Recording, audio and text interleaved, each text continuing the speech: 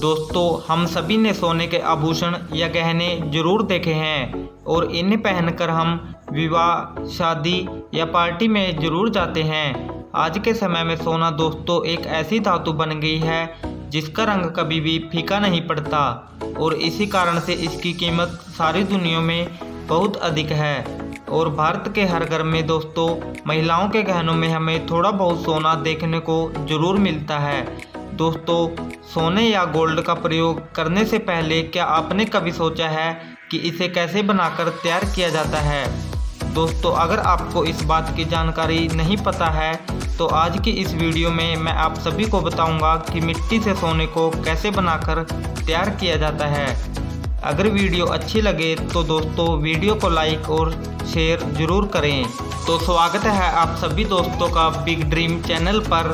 अगर आप चैनल पर नए हो तो चैनल को सब्सक्राइब करके इस घंटी को जरूर दबा दें ताकि आने वाली हर नई वीडियो की जानकारी आपको समय पर देखने को मिल सके। तो चलिए दोस्तों जानते हैं वीडियो के अंत तक सोना कैसे बनता है। दोस्तों, अगर भारत में सोने की बात की जाए तो यह भारतीय महिलाओं के लिए आभूषण गहने के तौर पर पहने जाने वाला मुख्य आकर्षण का केंद्र है।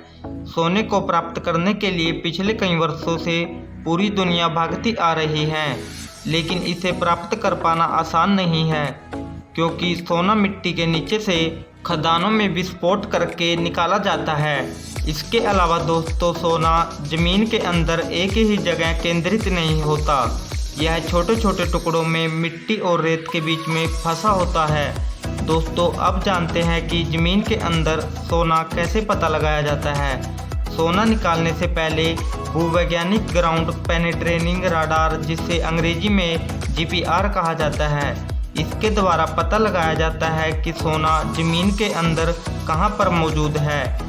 इस यंत्र के द्वारा दोस्तों यह भी पता लगाया जाता है कि ज़मीन के अंदर कौन सी धातुएं मौजूद हैं और इस यंत्र के आधार पर ही दोस्तों एक ग्राफ तैयार कर लिया जाता है और ग्राफ के अनुसार ज़मीन के नीचे ड्रिलिंग करके थोड़ा थोड़ा मलबा बाहर निकाल कर उसका विश्लेषण किया जाता है और इसके बाद दोस्तों ज़मीन के नीचे कुछ लहरें भी भेजी जाती हैं कि ज़मीन के नीचे सोना उपलब्ध है भी या नहीं।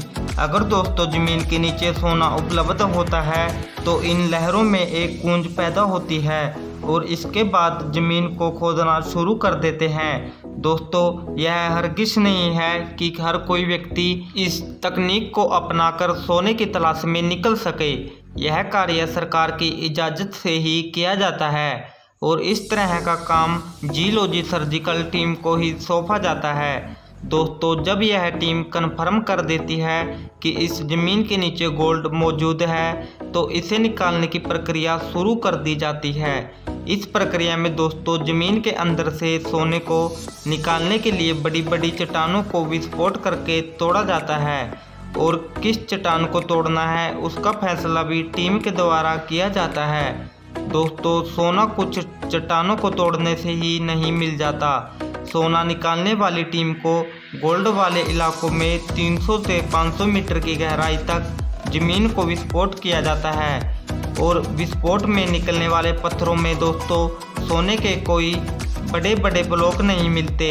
यह सोना छोटे छोटे टुकड़ों में काफ़ी मिट्टी और पत्थरों के बीच फंसा होता है और इन पत्थर तथा मिट्टी को दोस्तों मशीन के द्वारा ट्रक में भरकर एक कंपनी तक ले जाया जाता है, जहां पर इन्हें ग्राइंडर मशीन में पीस कर बारीक किया जाता है और इस प्रक्रिया में दोस्तों काफ़ी समय लग जाता है। इसके बाद इन छोटे पत्थरों के टुकड़ों तथा सोने के छोटे कणों को अलग करने की प्रक्रिया शुरू की जाती है। इस काम के लिए दोस्तों खास वाइब्रेटिंग टेबल प्रयोग की जाती है। इस टेबल पर अब एक कंबल नूबा बिछाया जाता है और उसे गीला कर दिया जाता है और रेत की तरह पीसे इन पत्थरों को दोस्तों कंबल के ऊपर से गुजारा जाता है और इस प्रोसेस में सोने के सभी कण कंबल पर चुंबक की तरह चिपक जाते हैं और इस प्रोसेस को दोस्तों कई बार अपनाया जाता है जिससे सोने के सभी कण चिपक जाते हैं और इसके बाद इस कंबल को धो लिया जाता है जिससे बचे हुए सोने के कण मिल जाते हैं और इन सभी कणों को पिघलाकर बिस्किट, ब्रिक्स या प्लेट आदि शेप्स में इकट्ठा कर लिया जाता है। दोस्तों इसके अलावा सोने को 3 तरह से और भी निकाला जाता है। सबसे पहले दोस्तों पोटेशियम साइनाइड, दूसरा दनेशियम प्रोसेस ऑफ गोल्ड और तीसरा फ्लोटिंग प्रोसेस ऑफ गोल्ड। इन तीनों तरीकों से प्राप्त किया गया सोना दोस्तों शुद्ध और असली होता है। इन तरीकों को तब प्रयोग किया जाता है जब सोना प्राप्त नहीं होता। दोस्तों सोने के बिस्कुट और सिक्के के अलावा दोस्तों जो जवाहरात हम खरीदते हैं उनमें हमें सोना प्योर उपलब्ध नहीं होता। इसकी वजह यह होती है कि यह बहुत ही मुलायम होता है और इससे कोई प्योर जवाहरात तैयार नहीं होता। इसलिए इससे कोई धातु बनाने के लिए इसमें कोई धातु मिलानी पड़ती है जिससे यह सोना कठोर हो जाता है। और जिस धातु को दोस्तों आभूषण बनाने में डाला जाता है उसी से दोस्तों सोने का कैरेट डिसाइड होता है। जैसे 18, 22 और 24 कैरेट रॉ गोल्ड से ज्वेलरी बनाने के लिए पुराने आभूषण और सोने के बिस्कुट को एक भट्टी में डाला जाता है जिसका तापमान लगभग 2000 डिग्री से ज़्यादा होता है। इस भट्टी में डाला गया सोना या गोल्ड कुछ मिनटों में पिघलकर लिक्विड में बदल जाता है। इसके बाद दोस्तों इस लिक्विड को गोल्ड बार की शेप के सांचे में डालकर तैयार किया जाता है।